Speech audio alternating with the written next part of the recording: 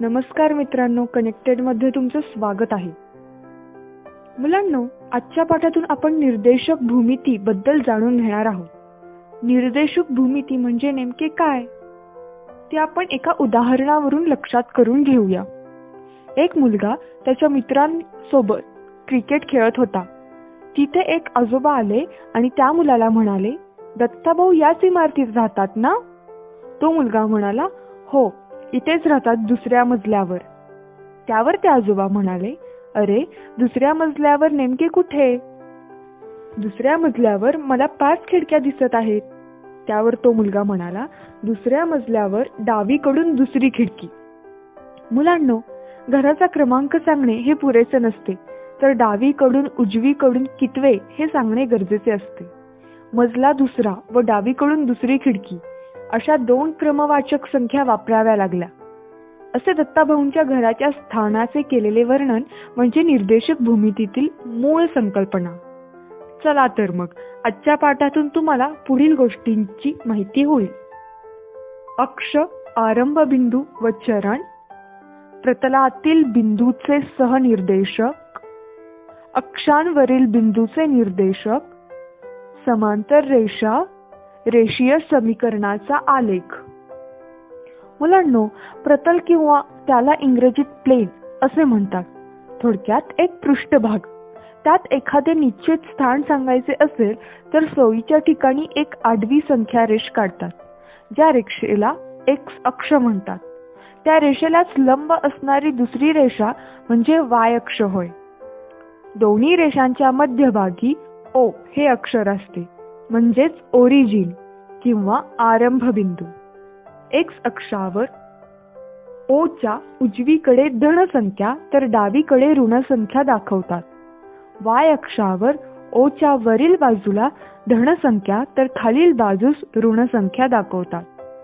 X आणि Y या अक्षांमुळे प्रतलाचे 4 विभाग होतात. त्या प्रत्येक विभागाला चरण असे म्हणतात. मुलांनो, आता प्रतलातील बिंदूचे सहनिर्देशक म्हणजे काय ते जाणून घेऊया. एक्स अक्ष आणि वाय अक्ष यांनी निश्चित झालेल्या प्रतलात एखादा बिंदू दाखवला तर दोन्ही अक्षांवर त्यांचे स्थान निश्चित करता येते. त्यासाठी त्या बिंदूपासून अक्षापर्यंत रेख काढावी लागेल. समजा एक्स अक्ष व वाय अक्ष असणाऱ्या प्रतलात पी बिंदू दाखवला आहे, तर त्यापासून दोन्ही अक्षापर्यंत रेख काढूया. त्याला नाव देऊया आणि त्या अक्षरांवरील संख्या हा त्या बिंदूचा निर्देशक असेल. म्हणजे PN, PM अशा रेषा काढल्या आणि M चा एक्स अक्षावरील निर्देशक 2 आहे व N चा वाय अक्षावरील निर्देशक 3 आहे. तर P चा एक्स निर्देशक 2 व वाय चा निर्देशक 3 आहे. बिंदूचे स्थान सांगताना त्याचा एक्स निर्देशक प्रथम सांगावा असा संकेत आहे. मुलांनो, आपण एक्स व वाय अक्षांनी तयार होणारे 4 चरण आपण पाहिले. आता त्याचे धन आणि ऋण निर्देशकांचे वर्गीकरण करून पाहूया. पहिल्या चरणात एक्स व वाय निर्देशक अधिक अधिक दोन्ही धन संख्या असतात. दुसऱ्या चरणामध्ये एक्स आणि वाय निर्देशक अनुक्रमे वजा अधिक, तर तिसऱ्या चरणात निर्देशक वजा वजा असतात आणि चौथ्या चरणात एक्स निर्देशक धन असतो व वाय निर्देशक ऋण असतो. मुलांनो, प्रतलातील बिंदूचे निर्देशक आपण पाहिले. आता अक्षांवरील बिंदूचे निर्देशक पाहूया. त्यासाठी एक्स व वाय अक्ष काढू. पहिल्या चरणात P बिंदू काढूया. एक्स अक्षावर M बिंदू काढूया. त्या बिंदूचे एक्स अक्षापासूनचे अंतर 0 असेल. एक्स अक्षावर 3 संख्येच्या स्थानी तो बिंदू आहे. म्हणजे थोडक्यात त्या बिंदूचा निर्देशक 3 आहे. M ते बिंदू P रेखा काढली तर त्या बिंदूचे वाय अक्षापासूनचे अंतर होय. वाय अक्षावर N बिंदू आहे. त्या बिंदूचे वाय पासूनचे अंतर 0 आहे. वाय अक्षावर 4 या संख्येच्या जागी बिंदू N आहे व N ते बिंदू P रेखा काढली तर त्याचे एक्स अक्षापासूनचे अंतर होय. म्हणून एक्स अक्षावरील एम चे सहनिर्देशक 3, 0 असे आहेत, तर वाय अक्षावरील एन चे सहनिर्देशक 0, 4 असे आहे. यावरून मुलांना पुढील गोष्टी तुम्ही लक्षात ठेवा. एक्स अक्षावरील प्रत्येक बिंदूचा वाय निर्देशक 0 असतो. वाय अक्षावरील प्रत्येक बिंदूचा एक्स निर्देशक 0 असतो. आरंभ बिंदूचे निर्देशक 0, 0 असतात. मुलांनो, आता आपण काही उदाहरणे पाहूया. दिलेल्या निर्देशांकावरून बिंदू स्थापन करणे. P 4,3 हा बिंदू स्थापन करायचे असल्यास कसे कराल? प्रथम प्रतलात एक्स अक्ष व वाय अक्ष काढूया. आरंभ बिंदू दाखवूया. P बिंदू स्थापन करण्यासाठी एक्स अक्षावर 4 निर्देशकापासून वाय अक्षाला समांतर रेषा काढूया. P बिंदूचा वाय निर्देशक 3 असल्यामुळे वाय अक्षावरील 3 संख्येपासून रेषा काढून ती वाय अक्षाच्या समांतर रेषेला ती जोडावी. तो बिंदू म्हणजे P बिंदू. आता दुसरे उदाहरण पाहूया. पुढील बिंदू कोणत्या चरणात किंवा अक्षावर आहेत ते सांगा. पहिला 5,3, दुसरा -2,4, तिसरा -3, -5, चौथा 0,4. मुलांनो, आपण चरणांप्रमाणे वर्गीकरण पाहिले आहे. त्यानुसार आपल्याला हे बिंदू कोणत्या चरणात आहेत हे सांगता येईल. पहिला पहिल्या चरणात आहे, दुसरा दुसऱ्या चरणात आहे, तिसरा तिसऱ्या चरणात आहे, चौथा वाय अक्ष. मुलांनो, आता पुढील प्रश्नांची उत्तरे द्या. प्रश्न पहिला, पुढील बिंदू कोणत्या चरणात किंवा अक्षावर आहेत ते लिहा. -3,2, -5, -2, 0, -9, 2, 10. प्रश्न दुसरा, प्रतलात निर्देशक पद्धती निश्चित करा व खालील बिंदू स्थापन करा. L of -2,4. शाबास मुलांनो, छान प्रयत्न केलात. पहिल्या प्रश्नाची उत्तरे अशी आहेत. पहिला दुसऱ्या चरणात, दुसरा तिसऱ्या चरणात, तिसरा वाय अक्षावर आणि चौथा पहिल्या चरणात. स्लाइड 11. आता दुसऱ्या प्रश्नाचे उत्तर पाहूया. L of -2,4 हा बिंदू आपल्याला स्थापन करायचा आहे. त्यासाठी प्रतलात एक्स अक्ष व वाय अक्ष काढून घेऊया. निर्देशक पाहिल्यास ते दुसऱ्या चरणात येतील, म्हणून प्रथम एक्स अक्षावर -2 या निर्देशकापासून वाय अक्षाला समांतर रेष काढावी. L बिंदूचा वाय निर्देशक 4 आहे, म्हणून वाय अक्षावरील 4 निर्देशकापासून एक्स अक्षाला समांतर रेषा काढावी. -2 निर्देशकापासून निघालेली रेषा व 4 निर्देशकापासून निघालेली रेषा ज्या स्थानी एकमेकांना छेदतील तो बिंदू L असेल. मुलांनो, आता एक्स अक्षाला समांतर रेषा काढणे याबद्दल जाणून घेऊया. त्यासाठी आपण आलेख कागदावर पुढील बिंदू स्थापन करूया. A of 5,4, B of 2,4 आणि C of -4,4. आलेख कागदावर एक्स अक्ष व वाय अक्ष काढूया व निर्देशकांप्रमाणे बिंदू स्थापन करूया. प्रथम A of 5,4 बिंदू स्थापन करूया. एक्स निर्देशक 5 आहे व वाय निर्देशक 4 आहे. त्याप्रमाणे रेषा काढूया. आपल्याला A हा बिंदू मिळाला आहे. आता पुढचा B of 2,4 हा अशाच पद्धतीने बिंदू काढूया.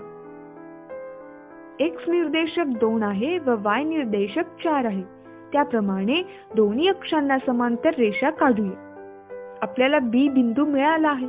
आता पुढचा बिंदू C of -4,4 आहे. दोन्ही निर्देशकांप्रमाणे रेषा काढूया. आपल्याला C of -4,4 हा बिंदू मिळाला आहे. मुलांनो, एक गोष्ट लक्षात आली का? बरोबर.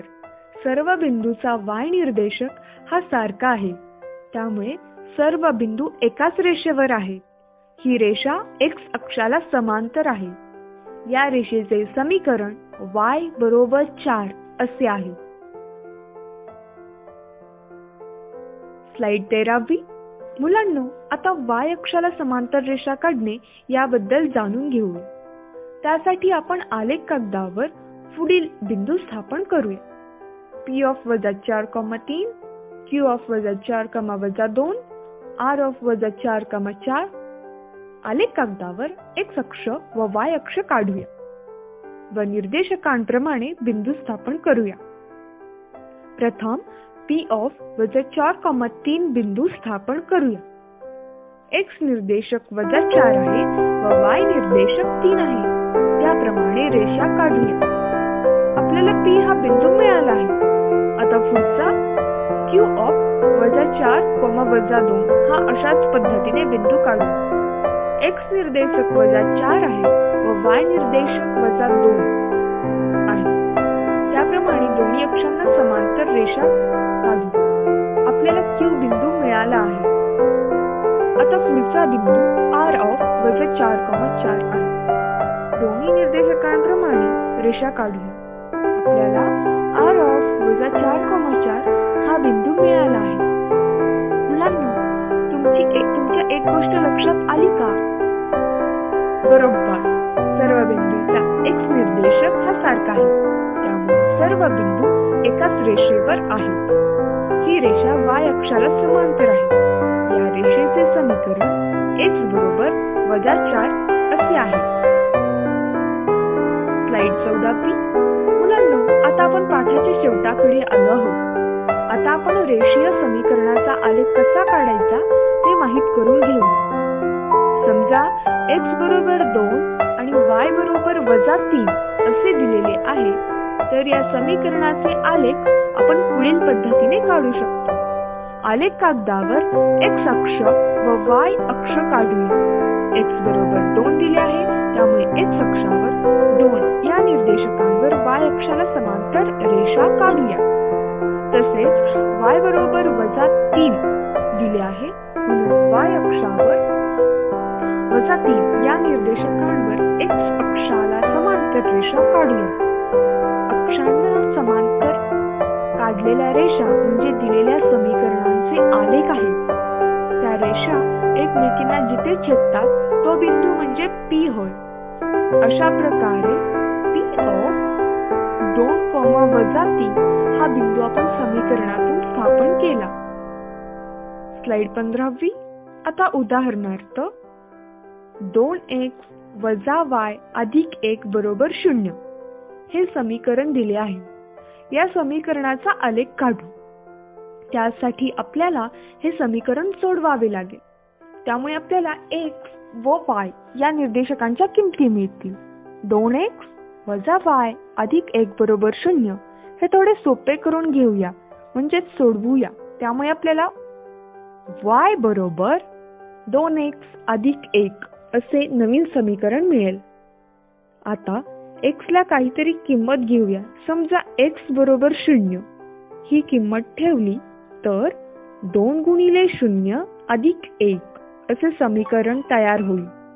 हे सोडवल्यास y बरोबर 1 हे उत्तर आपल्याला मिळेल. त्याप्रमाणे 1 ही संख्या समीकरणात घातली तर y बरोबर 2 × 1 + 1 बरोबर 3 असे उत्तर मिळेल. x बरोबर 2 ही संख्या घेतली तर y बरोबर 2 × 2 + 1 बरोबर 5 हे उत्तर मिळेल. अशा प्रकारे x व y हे बिंदू आपल्याला मिळतील व आपल्याला आलेख काढता येईल. स्लाइड 16. मुलांनो, आता पुढील प्रश्नांची उत्तरे देऊन उजळणी करूया. शाबास मुलांनो, छान प्रयत्न केला. तर अशी आहेत उत्तरे. पहिल्याचे उत्तर x बरोबर -7, दुसऱ्याचे उत्तर y बरोबर -5, तिसऱ्यातल्या पहिल्याचे उत्तर y अक्ष आणि दुसऱ्याचे x अक्ष.